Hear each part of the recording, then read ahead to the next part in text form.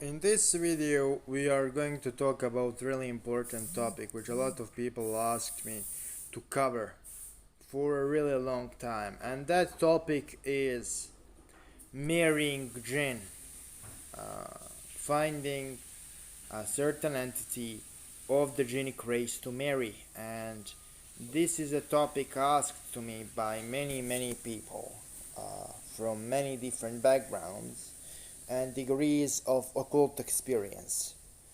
This is something which is clearly a really popular request, because there is a lot of folklore about people marrying Jinn, and all kinds of crazy things is said about the possible union between humans and jinns and how it manifests and what are the consequences. But in those cases it is difficult to separate fact from fiction, because believe it or not every story is equally valid, and there is such a thing as spiritual reality, and it is governed by its own laws and its own regulations and rules. And spiritual reality is, no matter what people are trying to tell you, it is not subjective, it is really objective. Spirits are actually energies which are emanating from the source of all creation, and those are energies which really exist, and they are really present in the universe as we know it. The fact that we cannot see it doesn't make it non-existent. And also there is a big misconception that magic is completely subjective. I think this is really wrong and egotistical approach to really ancient craft, which is, how I can say, the force which guides mankind through millennia. So certain approaches to marrying a jinn will be more effective than others. So before anybody tries to marry any jinn, what should be said about the entire topic is that marrying a jinn, male or female, is a really serious endeavor. This is something which cannot be done overnight. It takes a lot of preparation, dedication, and skill. In order to marry a jinn, one needs to prove himself or herself. You need to prove to the jinn that you are capable and willing to marry one of their own. If you truly want to do that, you need to be willing to pass trials and tribulations which are necessary for marrying a jinn. There are 3 things you need to know before you summon one of the jinnic chiefs to ask for a wife. First thing you need to know is you need to have astral senses opened. You need to be capable of perceiving the unseen world, of perceiving the gaib.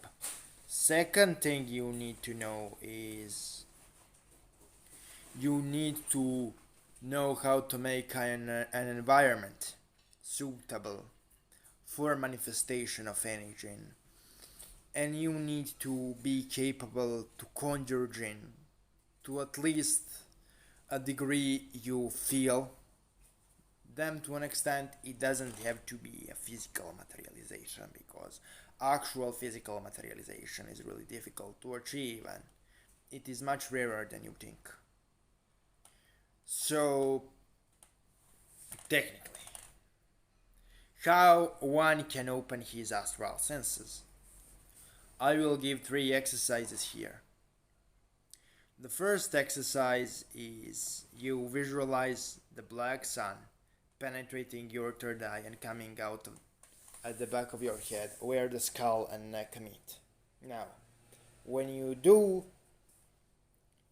this exercise, while you hold this visualization, you will repeat over and over again: by the left side of the creator, I open my astral senses. Now, what this means, let me explain for a minute.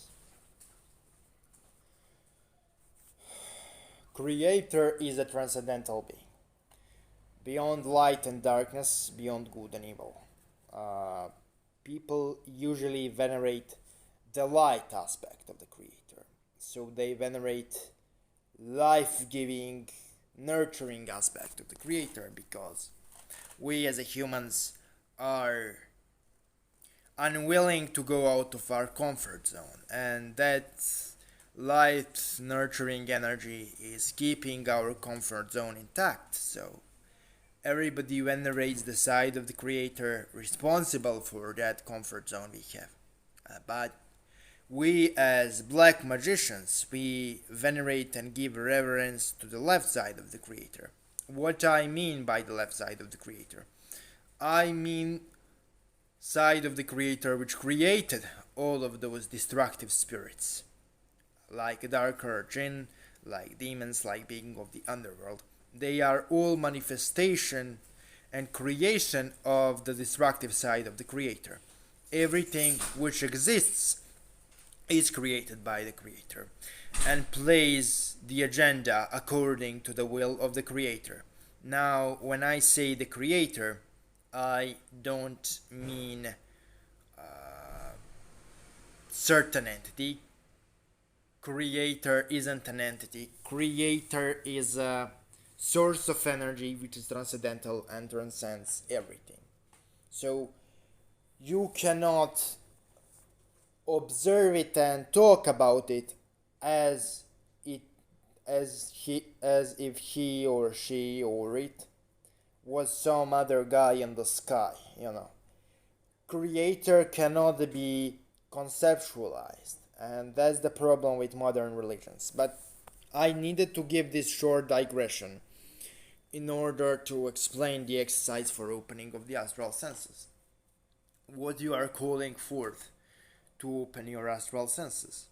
So you visualize the black sun penetrating your third eye, and the black rays, come out at the place where your skull and neck meet.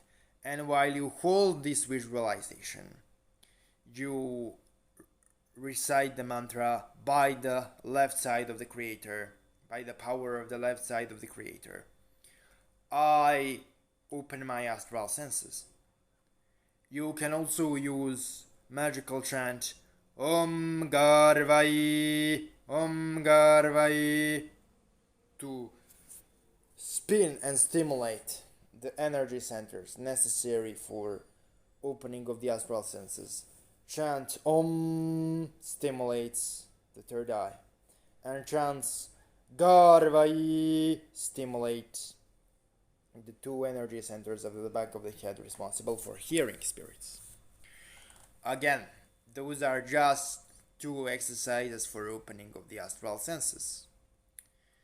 This is necessary because in order for you to have a genic wife, you need to open up your senses in order to perceive that higher reality. The next stage is to learn any form of Jinn conjuration. If you know any form of Jinn conjuration, then you can skip first and this part of the video. You should only watch part 3 where I explain what to do to prepare for actually having genic wife. But here I will also give a primitive form of genic conjuration, which is suitable for beginners and do not require a lot of tools. The Jinn conjured in this specific instance will be Paimon Shaitan, the aspect of Shaitan corresponding to the arts, sciences, and occult knowledge. And that aspect of Shaitan is really suitable for beginners who want to start Jinn magic. So, if you want to conjure Paimon Shaitan in a primitive way, without a lot of tools, you need sigil of Paimon Shaitan, which will be on a screen. You need one red candle with Paimon's name, either in Hebrew or in Arabic. You need an incense, preferably sandalwood, and you need a bit of wine. So, what you will do is you will visualize the same black sun you visualized when you did astral senses development exercise. You will imagine that black sun above your head, penetrating with the rays of the black light the edges of your sacred space. You will hold this visualization until you can literally see or feel, if you don't have developed astral sight, really dense energetic barrier around your sacred space. While you are holding your visualization, pronounce this.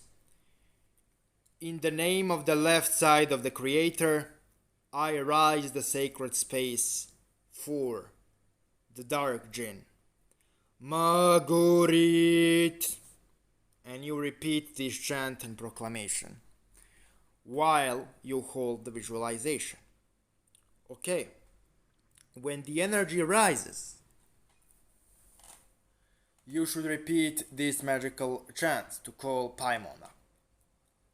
Haya Paimon, Haya Shaitan, Haya Jinn. I call you King Paimon by the left side of the Creator. And you will repeat this chant and this proclamation until the presence of King Paimon is felt. However, there is, one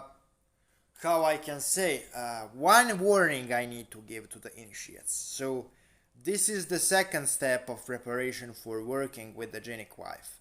The purpose of this step is to open up your astral senses so you can work with Jinn more effectively.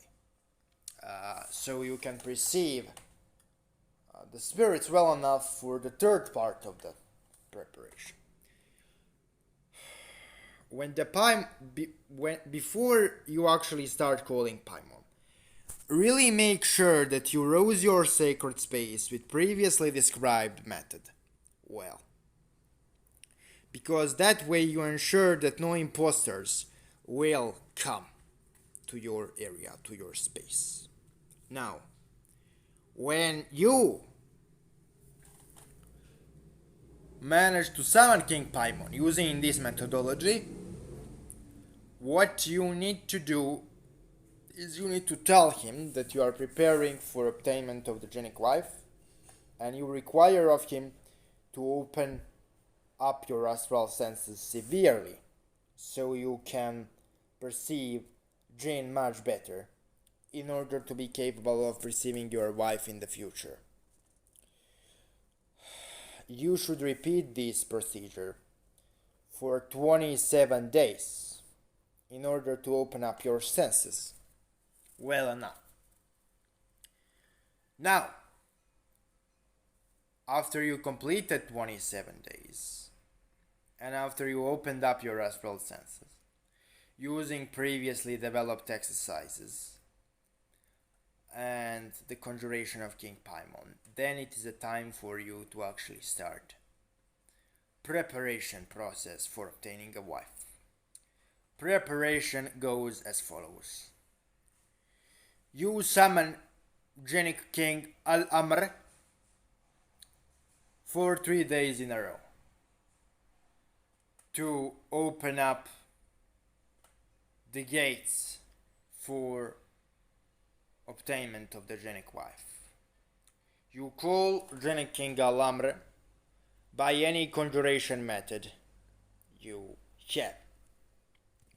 I purposefully will not give conjuration of Al-Amr in this part of the video, because if you did preparation properly, or if you are trained with a spiritual teacher, you will be capable of conjuring Al-Amr. So I will not give final third step publicly in a video in order to prevent people from skipping first 2 steps only to the third step and then failing or fucking up. So I will purposefully conceal that information here. But in order to truly prepare for work with Jinnic wife, Summon Jinnic King Al-Amr. Tell him that you want to prepare for having of a Jinnic wife. Do it 3 days in a row. And Al-Amr will prepare your spiritual bodies and your physical body for obtainment of a Jinnic wife. Then summon one of 7 Jinni kings. It could be Al-Amr or any of the 7. It could be Birkan, it could be Shamhurish, it could be any of the high Jinni kings. You can try with the 7 planetary ones, but you can also try with other really powerful Jinni kings.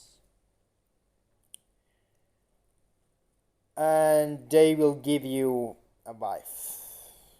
If you already have a spirit who wants to be your wife introduced to you by some magician or sorcerer, then you need to simply summon that entity after you conjured Al-Amr for 3 days in order to prepare yourself. So this is technically a short summary of preparing for having of Jinnic wife. Open astral senses, call King Paimon, open senses even further, then call Jinnic King Al-Amr for 3 days in a row to prepare your astral bodies for having a Jinnic wife, and then after 3 days of work with Al-Amr are completed, you will get your wife, either from one of the 7 kings or from some other higher ranking Jinn. Thanks for watching and see you tomorrow. Also need to add the Jinnic wives shouldn't be, and husbands shouldn't be treated as sex objects or simply a romantic interest. They are spiritual companions which can be of great use to a magician in every aspect of life. So please don't treat them like toys. And I also need to say that after you have a spirit who wants to marry you, you need to prove that you are worthy by completing a series of trials.